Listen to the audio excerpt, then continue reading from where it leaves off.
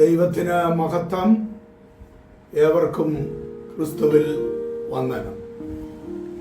23-ാം സങ്കീർത്തനത്തിന്റെ 5-ാം വാക്യം, എന്റെ ശത്രുക്കൾ കാണെ നീ എനിക്ക് വിരുന്നൊരുക്കുന്നു, എന്റെ തലയെ എണ്ണ കൊണ്ട് അഭിഷേകം ചെയ്യുന്നു. ഇവിടെ ഈ 23-ാം സങ്കീർത്തനത്തിൽ സങ്കീർത്തനക്കാരനായ ദാവീദ് താൻ അഥവാ ഒരു ഇടയനും ആടുകളും തമ്മിലുള്ളതായ ആ ബന്ധത്തെക്കുറിച്ച് വളരെ ആലങ്കാരികമായി രചിച്ചിട്ടുള്ള ഒരു സങ്കീർത്തനമാണല്ലോ. ഇവിടെ അതിൽ തനിക്ക് പറയുവാനായിട്ട് ഉള്ളത് ഈ അഭിഷേകത്തിന്റെ എണ്ണ അല്ലെങ്കിൽ പുതിയ എണ്ണ അവൻ എന്നെ തേപ്പിക്കുന്നു, എൻ്റെ തലയെ എണ്ണ കൊണ്ട് അഭിഷേകം ചെയ്യുന്നു. നമുക്ക് നന്നായിട്ട് അറിയാം, ഒരു വാഹനം അത് നിരന്തരം ഓടിക്കൊണ്ടിരിക്കത്തില്ല. അതിൻ്റെ പെട്രോൾ ടാങ്കിൽ എത്ര പെട്രോൾ അല്ലെങ്കിൽ ഇന്ധനം നിറച്ചിട്ടുണ്ടോ ആ ഇന്ധനത്തിനനുസരിച്ച് അത്രയും ദൂരം മാത്രമേ ആ വാഹനം ഓടുകയുള്ളൂ. ഒരിക്കൽ നിറച്ച ആ എണ്ണ കൊണ്ട് ആയുഷ്കാലം മുഴുവൻ ആ വാഹനം ഓടിക്കുവാനായിട്ട് സാധ്യമല്ല. അത് ആ ഇന്ധനം തീരുമ്പോൾ അത് വഴിയിൽ അകപ്പെട്ടു പോകുവാനായിട്ട് ഇടയായിത്തീരും. പലപ്പോഴും നമ്മുടെയും ജീവിതത്തിൽ ഇതാണ് സംഭവിക്കുന്നത്. ഒരിക്കൽ പ്രാപിച്ചതായ അഭിഷേകം കൊണ്ട്, രക്ഷിക്കപ്പെട്ട നാളിൽ പ്രാപിച്ച പരിശുദ്ധാത്മാവിന്റെ അഭിഷേകം കൊണ്ട് നമ്മുടെ ജീവിതകാലം മുഴുവനും നമുക്ക് ശക്തിയോടെ ഓടുവാനായിട്ട് കഴിയുകയില്ല. അതുകൊണ്ടാണ് ഇവിടെ സങ്കീർത്തനക്കാരൻ പാടുന്നത്, ദൈനംദിന ജീവിതത്തിൽ ഒരു പുതിയ അഭിഷേകം തന്റെ മക്കൾക്ക് ആവശ്യമാണ്. ആ ഓരോ ദിവസവും പരിശുദ്ധാത്മാവിനാൽ നിറയപ്പെട്ടതായ ഒരു അനുഭവം ഒരു ദൈവവൈതലിനെ സംബന്ധിച്ചിടത്തോളം അത്യന്താപേക്ഷിതമാണ്. അവൻ നിത്യതയിൽ ചെന്നെത്തുവോളം നിറയപ്പെട്ടുകൊണ്ടേയിരിക്കേണ്ടത് ആവശ്യമാണ്. ഈ അഭിഷേകം വരുമ്പോൾ അത് കാട്ടുപോത്തിന്റെ കൊമ്പ് പോലെ ഉയർത്തും എന്നാണ് 92-ാം സങ്കീർത്തനത്തിൽ സങ്കീർത്തനക്കാരൻ അവിടെയും പാടുന്നത്.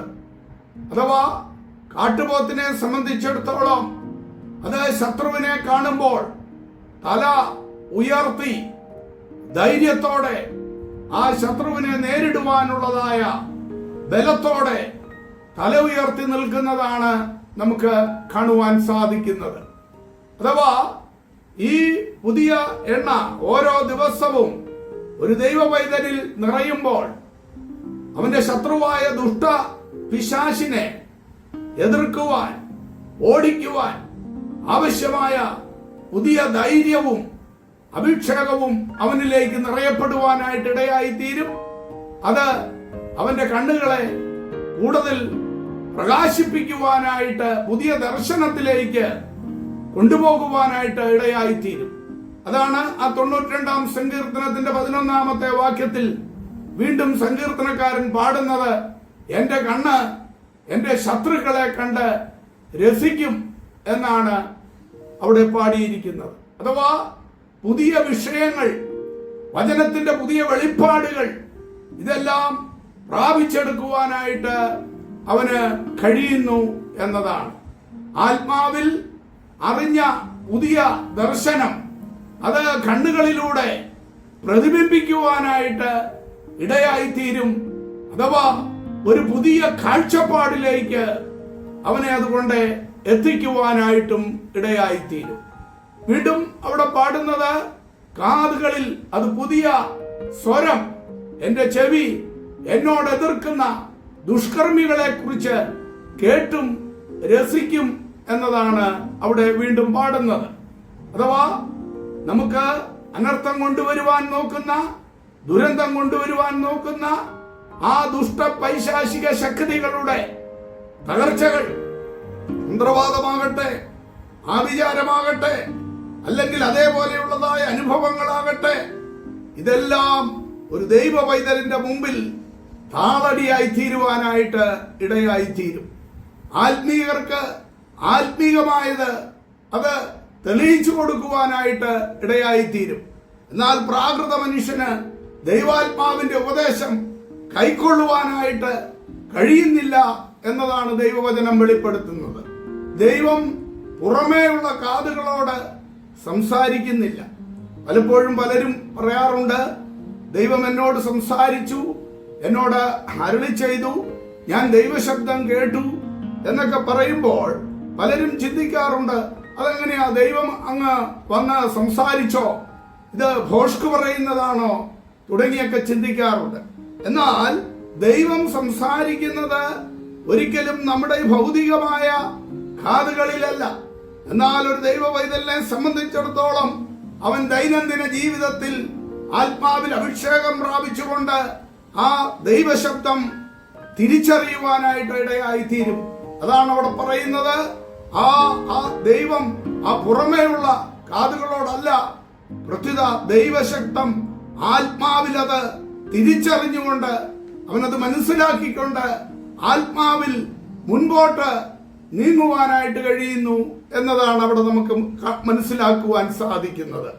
അതേ പ്രിയമുള്ളവരെ, അപ്രകാരം പരിശുദ്ധാത്മാവിനാൽ നിറയപ്പെട്ട് ഓരോ ദിവസവും ആത്മീക എണ്ണയാൽ ഓരോ ദിവസവും നേരത്തെ പറഞ്ഞതുപോലെ ഒരു വാഹനത്തിൽ എത്ര ദൂരം പോകണമോ അത് മനസ്സിലാക്കിക്കൊണ്ട് ബുദ്ധിയുള്ള ഒരുവൻ ഇന്ധനം നിറയ്ക്കുന്നത് പോലെ നമ്മുടെ ആത്മീക ജീവിതത്തിൽ, ദൈനംദിന ജീവിതത്തിൽ ആ ഇന്ധനം നിത്യതയിൽ ചെന്ന് നമ്മൾ എത്തുന്നത് വരെ നിറച്ചുകൊണ്ടേയിരിക്കുന്ന ഒരു വിശ്വാസിക്ക് മാത്രമേ അവസാനം പൗലോസ് പറഞ്ഞതുപോലെ പറയുവാൻ കഴിയുകയുള്ളൂ, ഞാൻ നല്ല പോർ പൊരുതു, ഓട്ടം തികച്ചു, വിശ്വാസം കാത്തു, ഇനി നീതിയുടെ കിരീടം എനിക്കായി വെച്ചിരിക്കുന്നു എന്ന് പ്രാഗൽഭ്യത്തോടെ പറയുവാൻ നമുക്കും കഴിയണമെങ്കിൽ, അതെ ഇവിടെ സങ്കീർത്തനക്കാരൻ പാടിയിരിക്കുന്നത് പോലെ ആ പുതിയ എണ്ണ ഇവിടെ 5-ാം വാക്യത്തിൽ നാം കണ്ടതുപോലെ,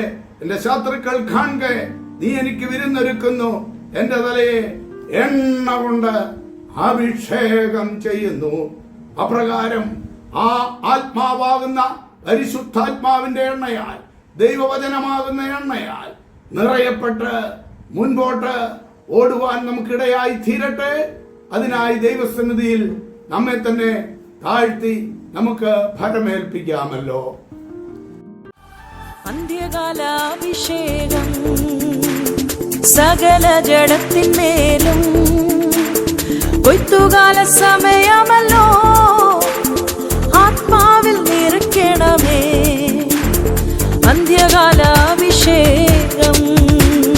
സകല ജഡത്തിന്മേലും, കൊയ്ത്തുകാല സമയമല്ലോ, ആത്മാവിൽ നിറയ്ക്കണമേ.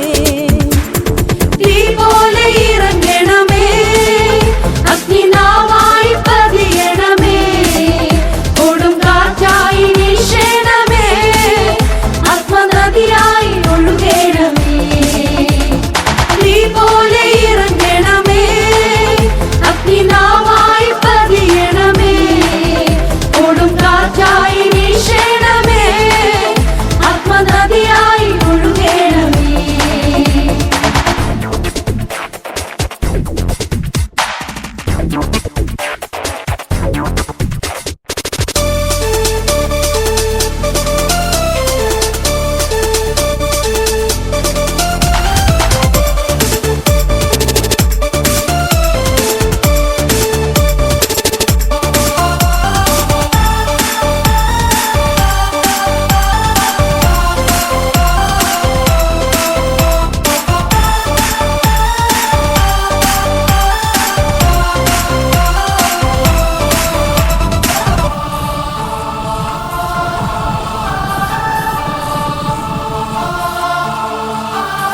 അസ്ഥിയുടെ താഴ്വരയിൽ ഒരു സൈന്യത്തെ ഞാൻ കാണുന്നു, അധികാരം പകരണമേ, ഇനി ആത്മാവിൽ പ്രവചിച്ചിടാം.